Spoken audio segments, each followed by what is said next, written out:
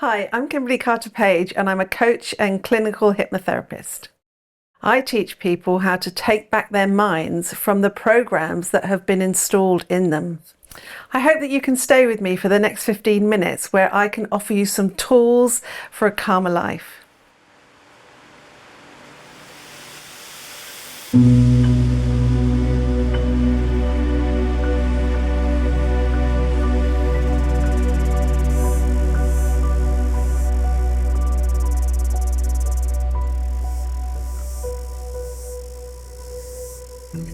Kim, for this last one in this part of our series, I wanted to bring in Doris the dog because she's so delightful, for one thing, and she's such a character.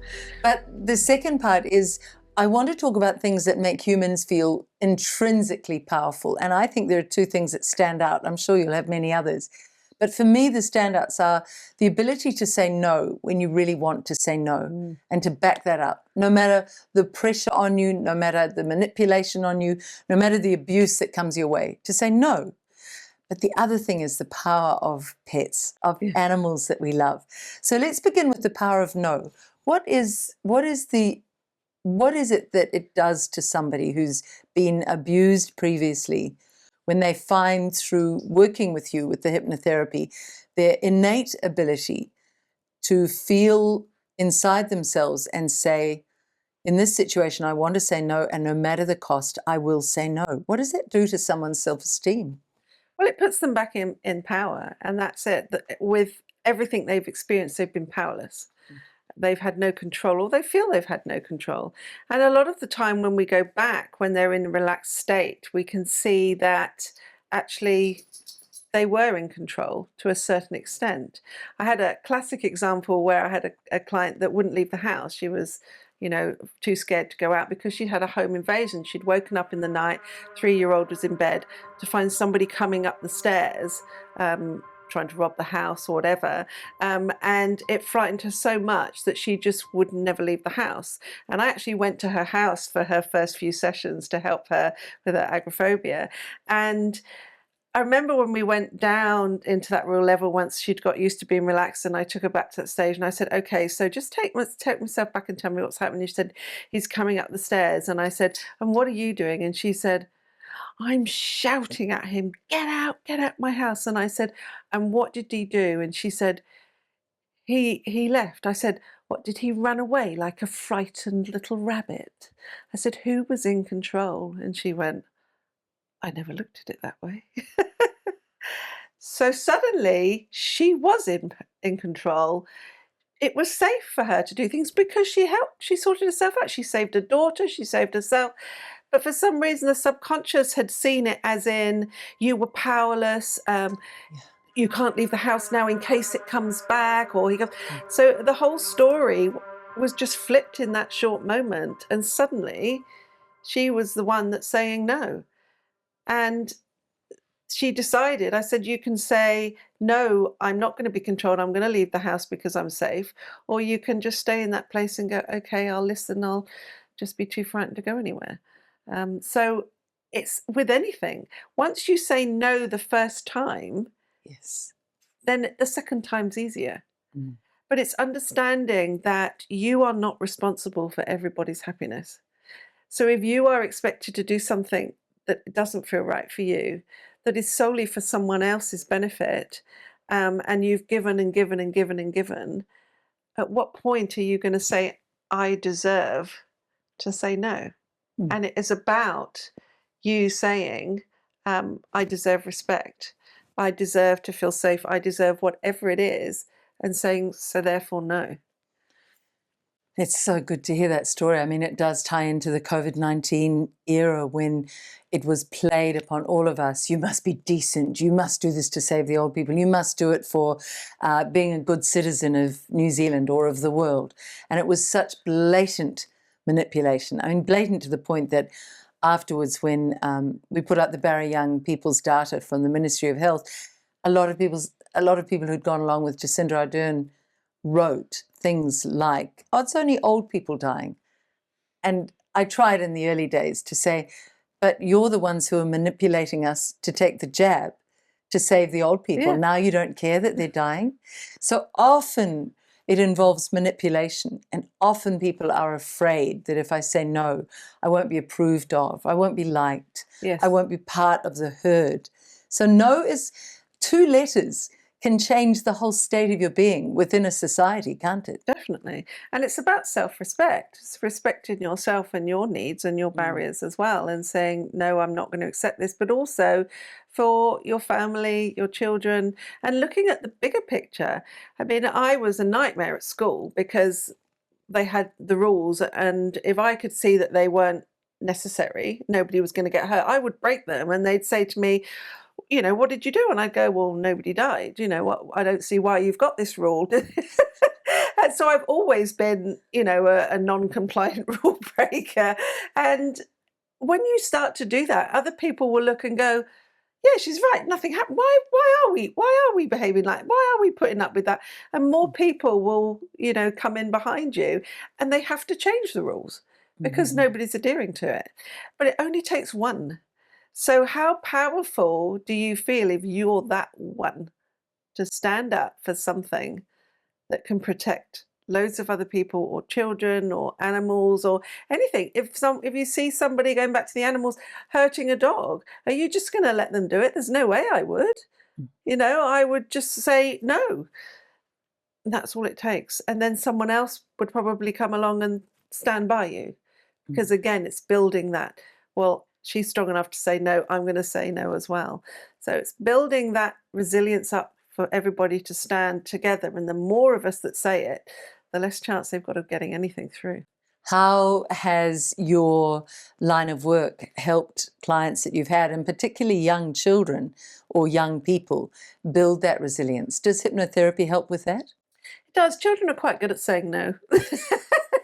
We lose that ability as we get older because It's we scratched become out of us. the people pleaser. Yes. You know, and there's Where does that come from? People pleasing. What is that? well, it's a lot of it is when you're brought up being told to be polite, to be friendly, to Be a good girl. you know, be a good girl, and but then at what point do you be a good girl when there's abuse? You know, and again, that's hard for children when an uncle, someone they know, is doing something that doesn't feel right, but they don't want to be rude and say no. So again, we really need to teach our children that in some instances you're absolutely right to say no, and where those boundaries are, because we just assume they would know, but they don't. So it's again saying your body autonomy, you have to say no. If anybody wants to go anywhere near there, it is always a no. And that includes jabs. Yes. Absolutely. Yes, anything. But I think in program 3, we also tied that in with parents of children saying, I will always listen to you. Yes. If you come and say, I need you to listen to me, I will put everything down, the screens, the food, the writing I'm doing, whatever I'm doing, and I will turn to you and give you full attention. And you said something else so significant. You said, tell your child, I will always believe you. Yes. And I read somewhere, or did I see it somewhere, that there was a safe word that you could use, that the parent and child could use, that when I say this word, it means I want to tell you something, but I don't want you to judge me. Beautiful. So that they're telling you something they need to tell you, but you're not allowed to go, well, you shouldn't have. Yes. They're allowed to finish everything they need to say and feel safe to say it to you, knowing that there's not going to be any judgment. What would be a word that would come to mind for you? We'd probably use Beano, because when we were in the UK, we had a dog called Beano, and I had a safe word for anybody picking the children up from school, because you used to get, you know, people taking children that, you know, saying, mum's in hospital, she's asked me to pick you up. And my daughter, my oldest daughter, did use it once, where somebody said, oh, mum's asked me to pick you up. And she said, what's the password? That's very clever. And he just, what? And she said, what's the password? And then she just ran back into the school. So that's really important to have something like that. Again, it's putting systems in place, you know, to protect your children and your family. And a safe word even between, you know, couples.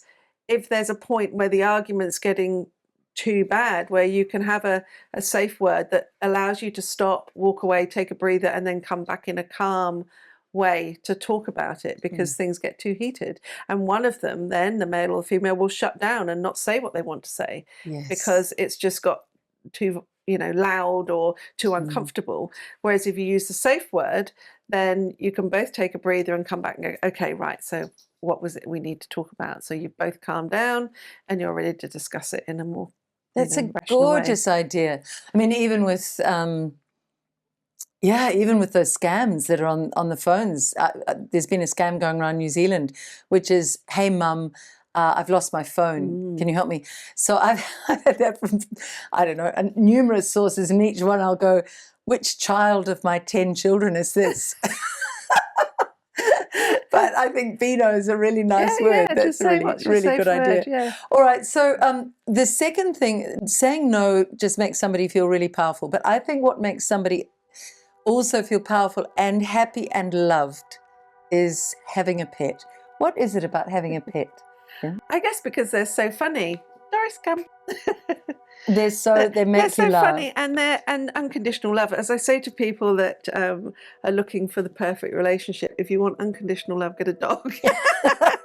Because they're never going to judge you. And one of my clients said, he said, I always say, if you lock your wife and your dog in the boot of the car and go and play golf, when you open the boot, which one's happy to see you? It'll be the dog. I love that. But I think even what you're doing there, just stroking an animal, what does that do you think, we've talked a lot in this series about the subconscious. What does it do to relax the nervous system when you stroke a cat or a dog, do you think? It's immediately calming, and it's the vibration that they give off.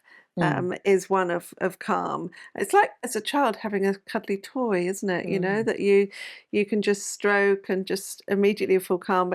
But there's so many brilliant videos now on TikTok and Instagram where, if you're feeling really, really low, and you can just put one of those of dogs doing the craziest things, or cats, being frightened of cucumbers and things like that, just to make you laugh, just to raise your vibration.